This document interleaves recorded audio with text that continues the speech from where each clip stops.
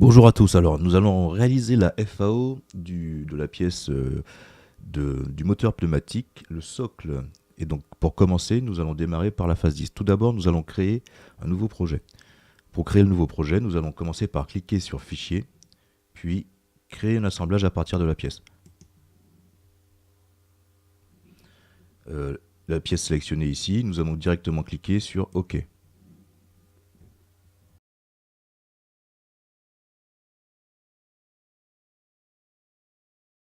Une fois que c'est fait, nous allons enregistrer ce nouvel assemblage sous le nom de FAO socle phase 10.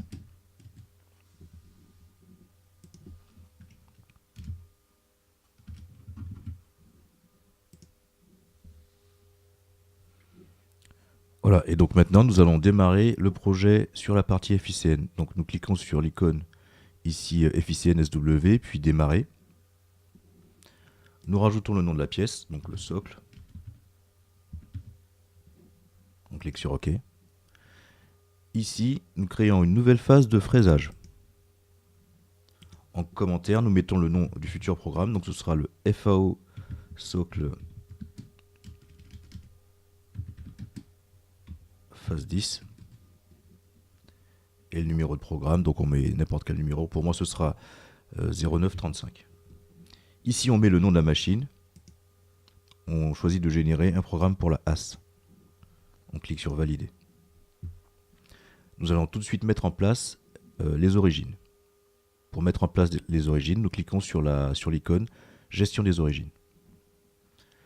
Tout d'abord, nous commençons par cliquer sur le premier encart, puis sur la pièce. Voilà, une fois que c'est fait, nous voyons qu'une origine a été créée, mais que du point de vue des directions des axes, et du sens des axes surtout, ça ne convient pas à ce qu'on a sur une fraiseuse de type CUV. Donc nous allons les repositionner correctement. On commence par cliquer ici dans l'encart de l'axe X, et on clique sur l'arête du devant de la pièce qui correspond à l'axe X sur la machine. Alors on voit que maintenant l'axe X a la bonne direction, mais pas le bon sens. Et donc pour changer le sens de l'axe X, nous allons cliquer ici. Voilà. Nous avons donc maintenant notre repère qui est correctement positionné avec des axes qui correspondent aux axes qu'on pourrait retrouver sur un centre d'usinage vertical. Nous allons maintenant nous occuper des dimensions du brut. Donc on clique sur la définition du brut, et puis ici on va rajouter les surépaisseurs. En X, des surépaisseurs de 2 mm de chaque côté. En Y, également des surépaisseurs de 2 mm de chaque côté.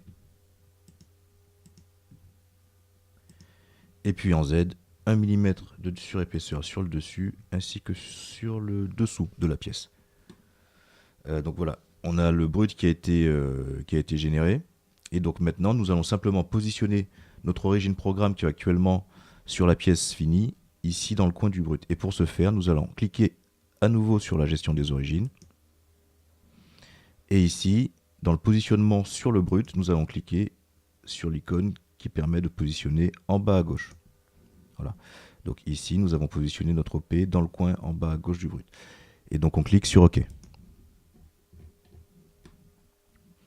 Nous allons maintenant passer aux opérations d'usinage. Avant de démarrer les opérations d'usinage, il nous faut créer une première fraise. Ce sera une fraise à surfacer de diamètre 63. Donc on clique sur la gestion des outils.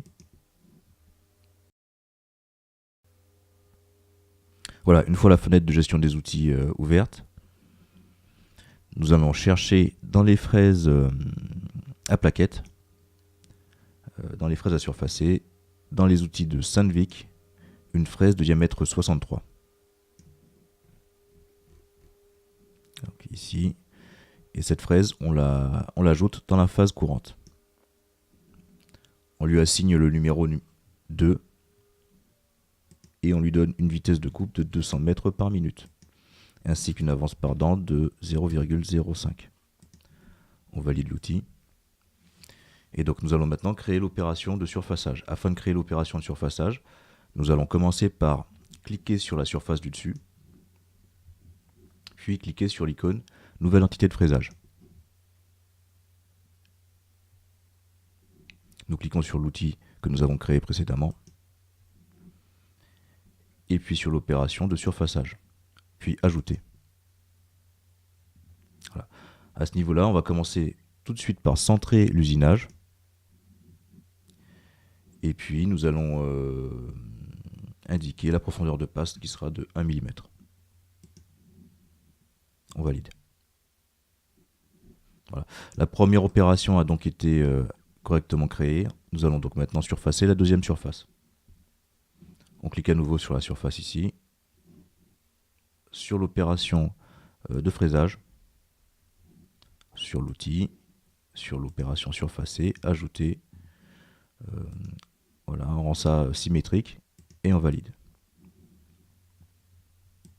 Voilà, donc la deuxième opération de surfaçage a été réalisée correctement. Nous passons maintenant à la rainure centrale. Afin de réaliser l'opération de rainurage, il nous faut commencer par créer un outil. Donc nous allons revenir ici dans la gestion des outils.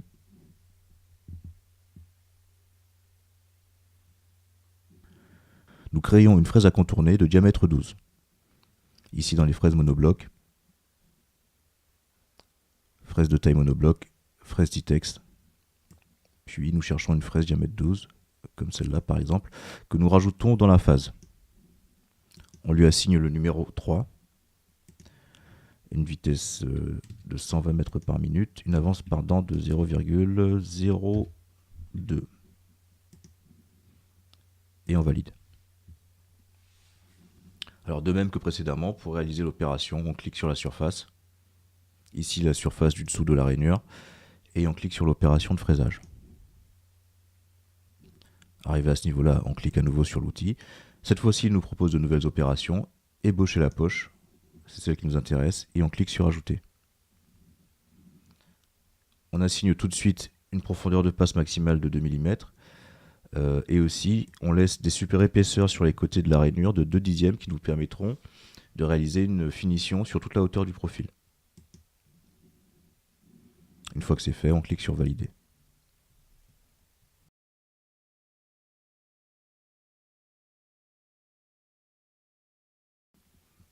Alors, pour réaliser mon opération de finition, je vais commencer par cliquer sur la surface qui m'intéresse. Et puis, je vais cliquer sur l'opération de fraisage. Voilà. Une fois que c'est fait, je clique directement sur OK.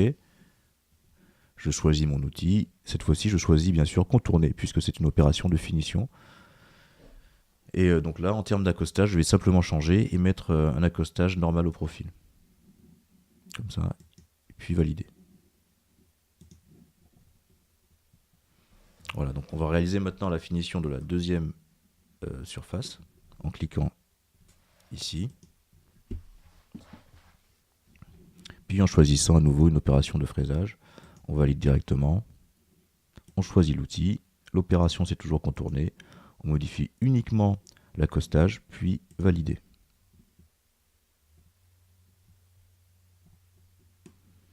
Voilà, une fois que c'est fait, on va maintenant s'intéresser aux opérations de perçage et puis on va commencer bien sûr par les différents pointages. Alors, créons un forêt à pointer.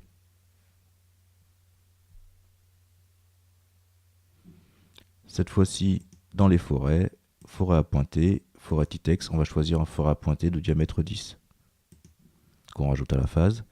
On lui assigne le numéro 4, une vitesse de coupe de 90 mètres par minute, une avance de 0,08 et on valide. Alors cette fois-ci, on va utiliser la sélection multiple pour réaliser les différents pointages simultanément. Et donc, on va commencer par cliquer sur un des lamages, celui-là par exemple. Puis cette fois-ci sur l'opération de perçage, nouvelle entité de perçage. Voilà. Il nous permet donc de choisir les 4 trous en même temps. Et ça, on valide. On choisit donc le forêt à pointer. L'opération c'est pointer, ajouter. Cette fois-ci, il n'y a rien de particulier à modifier ici. On valide directement. Voilà, les 4 pointages ont été correctement réalisés. On va passer maintenant au perçage. À nouveau, nous allons créer un outil. Cette fois-ci, ce sera un forêt de diamètre 4,3. Dans les forêts, coupe à lu, chez Titex toujours. Et donc on cherche le forêt de 4,3.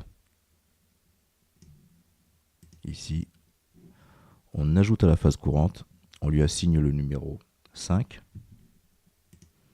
Sa vitesse de coupe sera de 60 mètres par minute, une avance de 0,05 et on valide.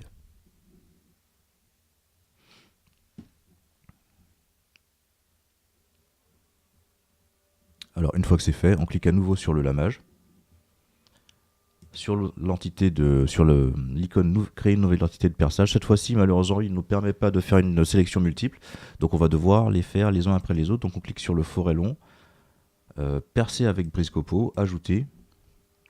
On choisit une profondeur de passe pour le perçage de 4 mm. Voilà, et on valide. Et puis bien sûr, on recommence cette opération autant de fois que nécessaire.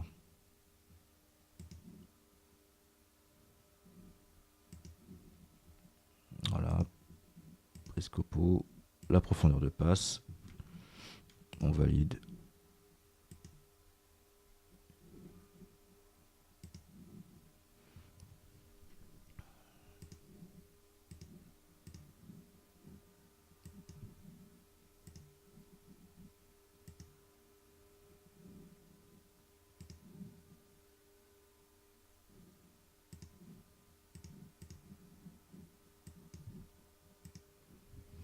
Voilà, une fois que c'est fait, donc on vérifie que bien entendu les trous ont été réalisés correctement, donc visiblement il n'y a pas de problème. Voilà, donc ça c'est très bien. Et puis donc maintenant on va passer à la dernière opération, on va réaliser les 4 lamages. Et donc pour ce faire, il nous faut à nouveau créer un outil, cette fois-ci ce sera une fraise à rainuré de diamètre 8. Donc dans les fraises monoblocs, fraise à rainuré. Ici, chez Titex, toujours, on va chercher une fraise diamètre 8. Voilà, qu'on rajoute à la phase. On lui assigne le numéro 6. Sa vitesse de coupe sera de l'ordre de 150 mètres par minute. Ici, une avance par dent de 0,02. Et on valide. Alors, de la même façon que pour l'opération précédente, on va cliquer sur le lamage, cliquer sur l'opération de perçage. Cette fois-ci, on choisit la fraise à rainurer. Alors, l'opération, ce sera lamer. Voilà. Et cette fois-ci, rien de spécial. On clique directement sur OK. Et on reproduit l'opération. On clique sur le lamage, sur l'opération de perçage, sur l'outil, lamer, on ajoute. Et on recommence.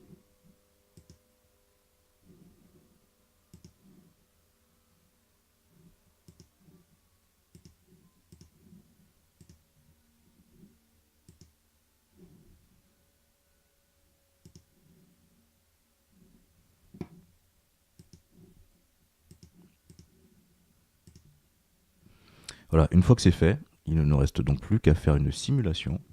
Donc on va cliquer sur fraisage, simuler. On va simuler avec l'enlèvement de matière. Et voilà, c'est parti.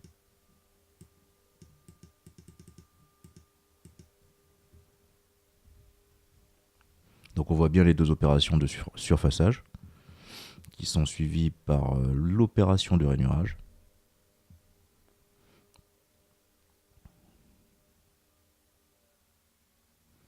Voilà, puis les différents pointages. Alors, bien sûr la finition du rainurage. Voilà, les différents pointages.